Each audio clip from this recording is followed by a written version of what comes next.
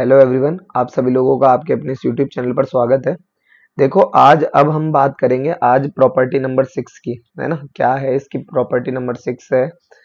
देखो, इसमें क्या है कि प्रॉपर्टी है हमारी ए की पावर, अगर log c बेस b हो ए की पावर में, है ना, तो वो हो जाएगा b की power log a with base c।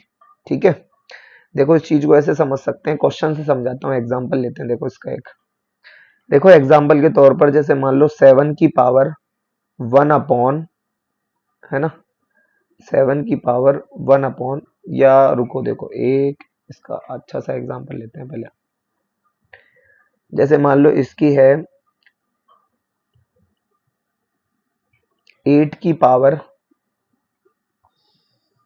8 की पावर log 3 विद बेस 2 अगर है, ठीक है, तो इसके लिए क्या करेंगे, गौर करो। अगर इसमें अगर आप गौर करोगे तो इसमें क्या हुआ है, देखो ये इस वाली आइडेंटिटी में इसमें ये हुआ है कि ये जो b है ना, ये इस a से चेंज हो गया, और ये a जो है ये इस b की जगह चला गया। यही हुआ है ना इसमें, ठीक है। तो इसमें क्या होगा, ये 3 तो इस 8 की जगह आ जाएगा, और ये 8 इसकी जगह चला जाएगा, राइट। यानी 3 की पावर log बेस में 2, और ये कितना हो गया 8, बेस में 2 और ये कितना हो गया 8।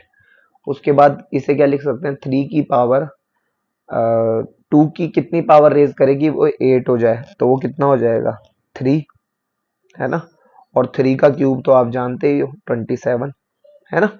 अच्छा, चलो देखो एक और क्वेश्चन लेते हैं इसके लिए। जैसे मान लीजिए 8 की पावर 2 log 2 बेस में 3, log 3 विद बेस 2 लिखा हुआ है। अगर ये इसका ट्वाइस दिया हुआ हो, है ना, तो इसके लिए क्या करेंगे, देखो सबसे पहले तो ये जो 3 और 8 है, ये आपस में एक दूसरे में इंटरचेंज होंगे, तो ये हो जाएगा 3 की पावर 2 विद log बेस में 2 तो एज इट इज, और यहाँ हो जाएगा 8, है ना। उसके बाद ये अब देखो 2 की कितनी पावर रेज करेंगे, वो 8 हो जाए, तो वो दैट इज 3। तो ये हो जाएगा 3 की पावर 2 टाइम्स 3, यानी 3 की पावर 6, दैट इज कितना हो जाएगा 729। ठीक है, इस तरीके से होगा ये, क्लियर। अच्छा, तो यहां से मैंने देखो इसमें है ना ये दो बातें बताई। पहली बात तो ये, और दूसरी बात जो जिस पर ये वाली ला एग्जाम्पल डिपेंड है, उसमें क्या होगा कि अगर a की पावर कोई लिखा हुआ हो k with log base with base number b with base c equals to होगा b की पावर, है ना, ये b की जगह a आ जाएगा और a की जगह, तो b की पावर k तो as it is log a log a with base c, clear. इस तरीके से होगा। अच्छा, तो इसका भी एक छोटा सा प्रूफ है। देखो प्रूफ बताता हूं क्या है। इस आइडेंटिटी का भी एक प्रूफ है, देखो क्या है। log b with base c है ना, ये log b with base c, इसे आप मान लो x, तो यहां से b की वैल्यू क्या हो जाएगी, c की पावर x, है ना। अच्छा, तो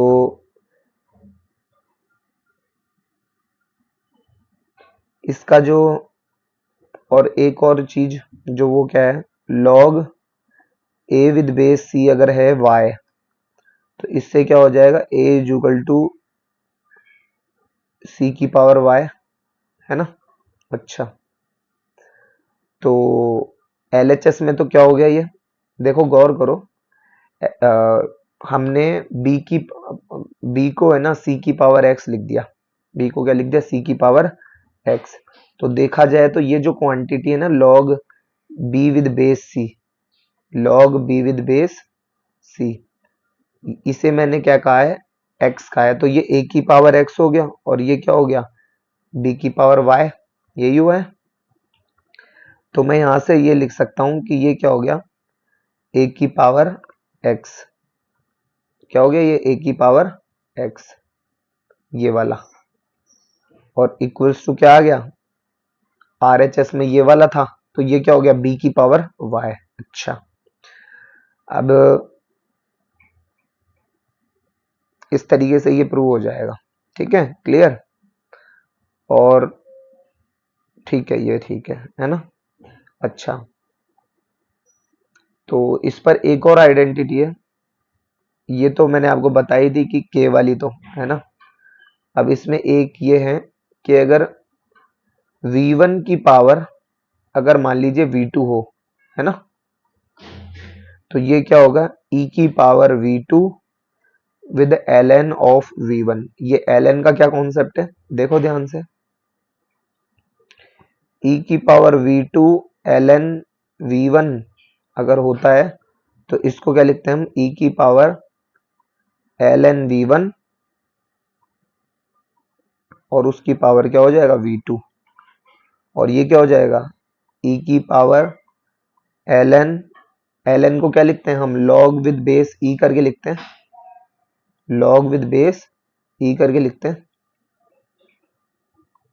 log विद बेस E, ये क्या हो जाएगा, V1 की पावर कितना हो जाएगा, ये V2, ठीक है। तो ये कितना हो जाएगा,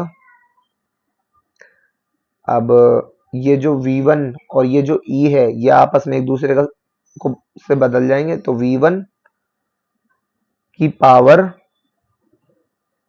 मतलब V1 की power log E with base E की होल पावर कितना हो गया, V2, ठीक है। तो इससे क्या हो जाएगा ये, तो ये हो जाएगा आपका कितना, इक्वल्स टू V1 और log E with base E, ये कितना हो जाएगा, इसकी वैल्यू तो 1 हो गई, तो V1 की पावर कितनी हो गई, V2।